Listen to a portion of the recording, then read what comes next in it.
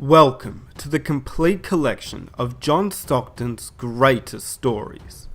First and foremost, I want to say a massive thank you to everybody who's been supporting this series thus far. You guys have shown a lot of love and it's making this a very exciting series to continue on with. If you have missed any of the videos in the series, there is a link down below in the description box and on the screen right now. You can click on that link and it will take you to a playlist that has every episode so far of this series. But today, we're looking at John Stockton's greatest stories. These episodes take a long time to make, with all the editing, finding all the footage, piling all the clips together, piecing it up. It takes a long time to make these videos, so I'd really appreciate it if you guys could help me out just by hitting that like button. It really helps the videos out. If you are new, feel free to hit that subscribe button and don't forget to hit that notification button so you never miss an episode in this series. Lastly, comment down below which player you would like to see next in this series, and without further ado, welcome to the complete collection of John Stockton's greatest stories. I can remember coming into camp and seeing things he was doing. I was like, God, I used to think my point guard was good. I said, God, he's good. If you were starting a franchise today, who's your #1 pick out of all the players in the NBA? Well, I'll tell you, you won't believe this, but I like Johnny Stockton. I think he's the most complete person in his position. One of the greatest point guards to ever play the game. I've always said I think John Stockton is the perfect point guard. You can't be fooled by that, real nice face and, that real quiet demeanor. When he stepped on the court, he was out to get you.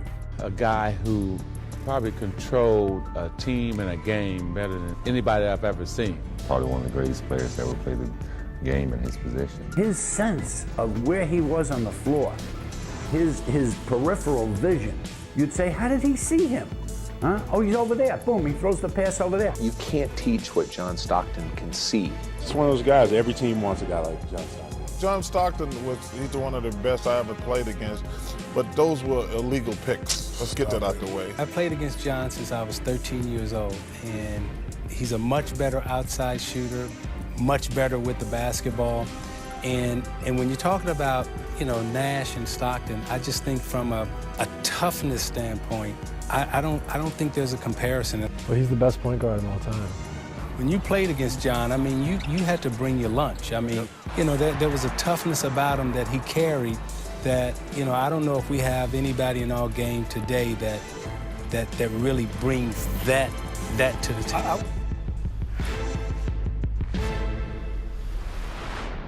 Anybody really got under your skin? No question. Kenny touched on it earlier. You play a playoff series and you go against a guy over and over again. It's inevitable. And we played Utah 2 years in a row, 6 games, so 12 games against John Stockton. John was one of the strongest guards in the league. I don't know if you guys felt that. I got hit by one of them screens. Yeah, he was, but the toughness, the competitiveness, and I have the greatest respect for him. I see him away from the court, love him, great guy. But he was a dirty bastard. Whoa! Dirty bastard. Whoa, Steve Kerr!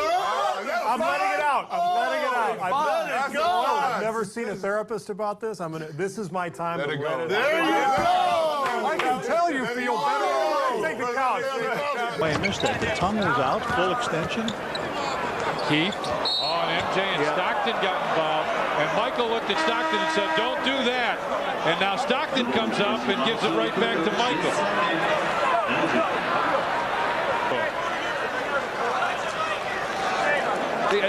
We started this ball game off by saying that he does little things like that to drive you nuts.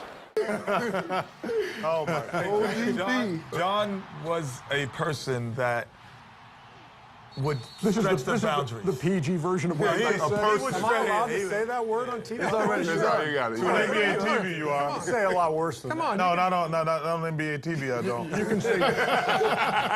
You can say dirty as much as you want. It's like HBO. NBA TV is like HBO.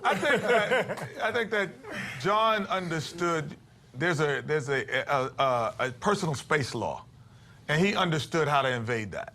And as a guard, when I'm talking to you, Ernie, I'm going to talk to you here. But John Exactly. He's so comfortable even his Playing mistake. the kind of European way. A little bit closer than you said. You're shooting a jump shot. It's respect that a guy's shooting a jump shot that you can't block it, so you kind of just contest.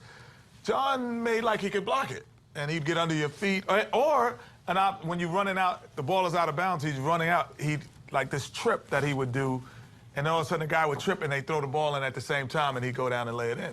So he had a lot of those type of bastardly moves. The first person that you ran into that like bust your ass, that you knew that was like, man, this shit for real. Like, who was the first person that you ran into and it was like, man, it's a level? John Stockton. John Stockton embarrassed me, dog. Yeah. Like, John Stockton made me feel like, damn, dog, like, do I know how to play basketball? You know, you had that moment where you like, shit, like, am I sorry, dog? Like, what the fuck am I, well, you know, like, what the fuck is going on? I had never been taken out the game so fast. He had ripped me like twice. Yeah. Like, and not even like just being ripped heady. stole the ball. It's just like being heady, smarter than you. You know, I'm going for the outlet the wrong way. You know what I mean? Boom, steal. You know what I mean? I get the loose ball. Oh, he gone, steal. I'm like, yo, I'm gonna have to do something. He see your mistakes. And he was tough, hard nosed. He was too. Take you under the pick, screens, yeah. Like, I remember. Was he way bigger than what you thought he was? Yeah, he was. He was way bigger than what I thought he was. He was a lot taller. Yeah. Like, you know, when you look at him on the court, on TV, you know, like, his look could be deceiving. Yeah. It's almost like how Steph Curry looked. Like, on TV, he looked like, oh, man, like, he just looked like a regular dude. But, like, when you stand next to him, you're like, yo, this motherfucker, like, he big. Built like an athlete. Yeah. John Stockton, though, he would, like, he was so dope, dog, because he walk you all the way down to the wing, right? And he'll walk you to the same spot, whether you pressuring him or not. Like, he knew what spot he was going to get to. He knew what he was going to, like, he was fucked once he got to the spot that he was going to get to. Best point guard to ever play the game is who? Oh, John Stockton, Magic Johnson. I mean, those two are the best to probably ever play it. What did Stockton do better than you? I think he had like 3,000. He set the table. I think he had 5,000 more assists than I did. Okay, all right. And steals. I mean, he's the all-time assist leader in steals, and you know, people don't really talk about the steals as much as the assists. But you know, he plays both sides of the court, and that's what makes him a complete player.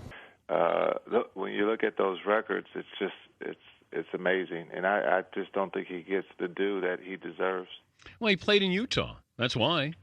Well, yes, that's fine, but still, I think sometimes he's left out of the mix of, you know, great point guards, great point guards, and we forget to sometimes mention him. Now, I remember one story when we had lost a few games in a row. We were back east, and we were in Charlotte, okay? And someone, namely a point guard named John Stockton, had overheard something supposedly on the radio that Grandmama Larry Johnson had said about Mailman. Do you remember this? Yeah, he got my goat that night. He needed something to get us going. Mailman went, I think, for 56 that night. Yeah, and I got every pass, I think, from Stock. Right. You fabricated a quote? Is that the story? You made up a quote? He lied. Forget the fabricating. He lied. Okay. Steve, I had some reliable sources that told always get away with reliable sources. That told me that somebody had said something. I merely relayed what I had heard. He's training for a career in journalism. This guy's got all the makings of a guy. You hear? Reliable source. My source told me. Okay. I've never really gotten over my first year I got traded to Houston, and he hit the shot over me to send the Jazz to the finals. Russell will inbound at half court. Stockton, open three. Hit it! John Stockton sends the Utah Jazz to the NBA Finals.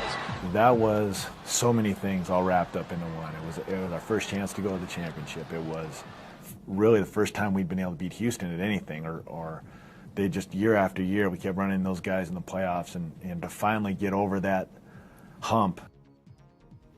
That was, I think, a snapshot of John Stockton that we have never seen before. I think other than the night that he was honored at the Delta Center, the most emotional we've ever seen him. Welcome back to Primetime Stockton. And Larry, you watched that again, I saw, with great detail, attention to detail. Yep, and I got to tell you what happened in that play. And if you can see it again, it would mean even more. But at the timeout, the coaches are overdoing their thing, and Carl says, "Hang on." He says, "Let me tell you what we ought to do." He says, "Stockton, I guarantee you will be open." Now, and so they went to Stockton. Now, they called a pick. Okay, he didn't pick Drexler. He grabbed Drexler. Drexler wasn't going anywhere all night. and he didn't get called for it because they were watching Stock. And then the infamous Bill Walton, and he drilled it. That had to be one of the great moments in Jazz history. Stockton, open three. Good! I was going to come to you about that because so many people miss the pick, which is the reason the whole thing worked. And as Larry said, it really wasn't a pick. It was like 4th and 1, and you stopped the running back. Well, it's like in a game like that I think one of the all-time greatest games. You force a referee to make a call, make him make an offensive foul call, and not a lot of them would do it. So I had it in my mind that if it's any time that they're going to do it, which who knows what would happen, I said, you know what, Stock? I said, "You're going to be open." He looked at me, he said, "Okay." And Coach Sloan looked and just sit down. Like, you guys go on and do what you want to do. And I went out there, and it's like, that's the only thing that came to my mind is not just say bear hug him, but hold him and see what happened. And when Stock was so open, when the ball left his hand, I knew it was in. It's just one of those things. So it was like, man, it was unbelievable. Yeah. Most memorable play in your career? Oh, yes. By 4, that play right there. And he had a lot of them, but just that play right there. And I think that's the most excited I've ever seen John. But it's like some of the hits he took in the game for me. And people need to go back and realize half of those points I wouldn't have got unless I was wide open under the basket. But just the intensity and what he brought to the game was just, I don't know, it's just unbelievable. John Stockton was one of the toughest guys I ever played against there.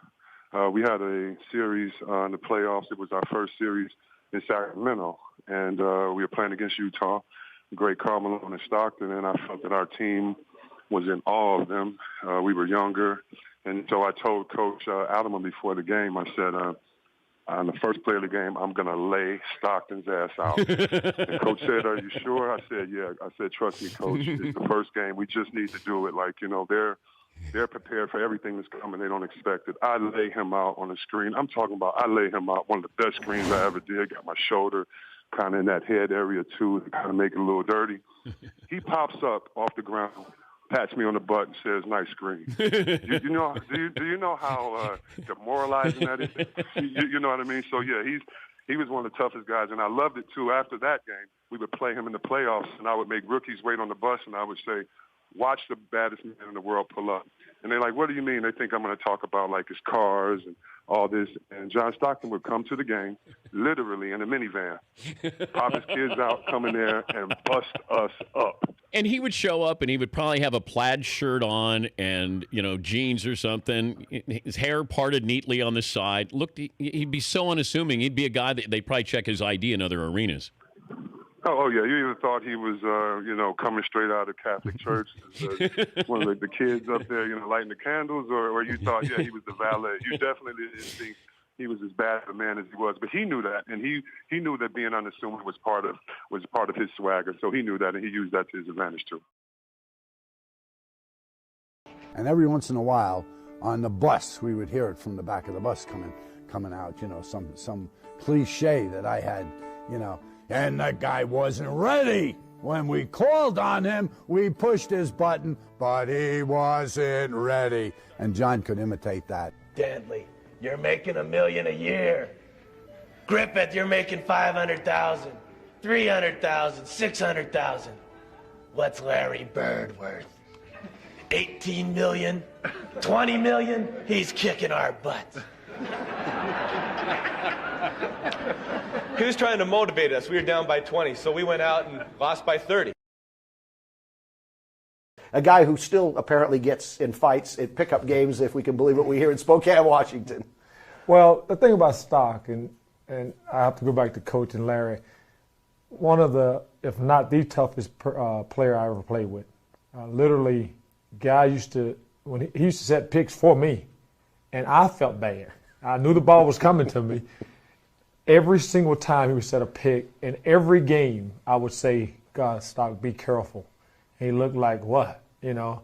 And then after the game, his shoulder would be literally swollen. And I just remember a time in training camp where we was going after a loose ball. And, of course, I hit Stock thinking it was somebody else who was picking on Stock during the practice, another guard, because we, you know, had our little thing, and it was Stock. So I hit the wrong guy, and Stock just brushed it off. Like, well, I knew what you meant to do, but he was like one of the toughest guys that I've ever played with.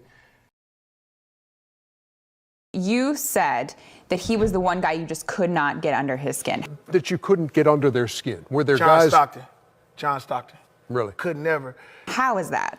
Because John Stockton never said anything to no one. He didn't never say nothing to me. When I go at him and I say something about him, he'll just walk like he didn't see me, like I wasn't even there. He doesn't go out there and play around with the game. He's very serious about it. He's a smart basketball player. You know, everybody say he's dirty, but I think that's wrong. I think that's not a statement for him. I think that they should understand he goes out and play basketball the way he knows how to play, hard. He always just stayed away from me. He didn't say a thing to me, and it got to me so much because what he did is he just didn't pay attention to me. And then if I say something, anything about him, I cuss or anything, he'll just walk away. And that was a problem. When you don't give me a response, that really hurts me because then you're not listening to me. And he was the only guy that ever did that, never listened to me. And I said, what am I doing? And then all of a sudden, he'll tell me, he'll take a charge, he'll get me on the bench, and then he'll just look at me and nod. And then I figured it out. I said, I gotta stop talking to him. I just gotta play him. And I got to beat him with what he does. Don't say nothing to him and go at him. And when I start going at him and I figured him out, they start doubling me and they start switching players on me. And they didn't let him guard me at one point. And then I said, okay, I figured him out. I figured him out. Don't say nothing. Just go at him. And then the game became more competitive with me and him. It wasn't like I was scared of him. Hardest person you ever guarded, man? I'm going to say John Stockton, man. I've been getting a lot of slack for this guy here. Everybody's been asking me why he is the toughest person to guard other than instead of Michael Jordan. First of all, it's my opinion. So that's the way it's going to go.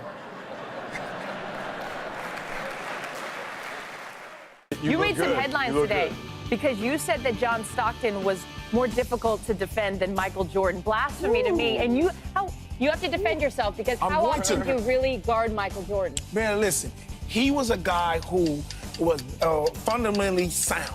He would set picks. He would do the right thing. He'll shoot 12 times, make 10, and all that. He was just great. He wasn't tougher than Jordan. Yes, he was. You just didn't. Yes, he was. Gary, you guys didn't Gary, play against him. I did. Gary. Let me ask you this seriously, because when you say that, people are going to be like, are you joking me? And they did today. A lot of people. Right, I know. A lot of people. So and I got to get enough time to explain Not just based off the number of times that you saw John Stockton, but you're saying that he was more fundamentally sound than Michael Jordan. We were more athletic than he was. We were mad because he set picks and said he was dirty. If a guy comes and shoots 12 times, makes 9 of them, shoots 8 free throws and makes 7 of them, that's 20-something points and have 15 assists and 4 steals a game and works out with Karl Malone and can do it on a continuous basis, and I have to play against him 7 and 9 times a year, that is hard to guard. No, I believe that. Gary, let's be honest.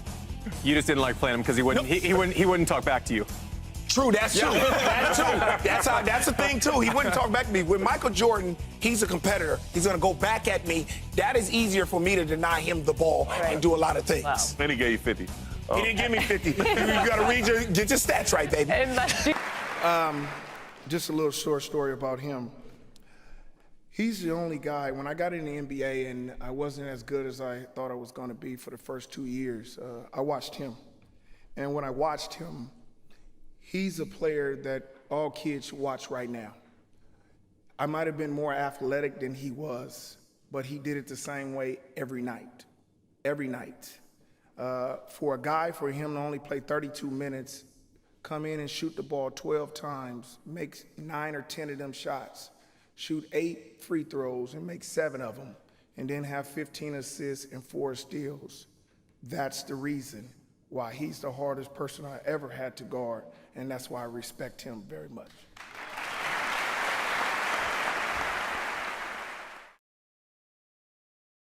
Players were playing Pop-A-Shot with each other, and it was winner stays on. Well, after we've been playing for a while, this 12-year-old kid in a wheelchair comes up to John and wants to, or comes to the, can I play? You got, yeah, you can. Well, it turns out the kid's pretty good. And it's apparent that he's going to beat John. John gets up and starts blocking his shot. And I thought, wait a minute, there's something wrong with this picture. And then I realized there wasn't really anything wrong with it. It was just a very clear definition of how competitive John Stockton is. One of the stories I got is his toughness. We was a Tournament of Americas, and we was in Portland, Oregon, and he did something to his leg where his leg actually wouldn't bend back out. It would always flare up every now and then, every 1 or 2 years, actually, where a bone would pop out. So we had training camp in Chicago, and we stretching. As we were stretching, ready to get up, Stock couldn't get up. So he looked over at me and say, so of course I knew what it was. So he called a trainer over, the trainer from Miami, and he said, look, you need to pull on this really hard and it'll pop back in. Well, this guy here wanted no liability at all. So I watched as he did it himself. When he went to the Olympics, he had a broken fibula, and a lot of players, it would have been a way to cop out. I made the Olympic team, but I broke my leg or something.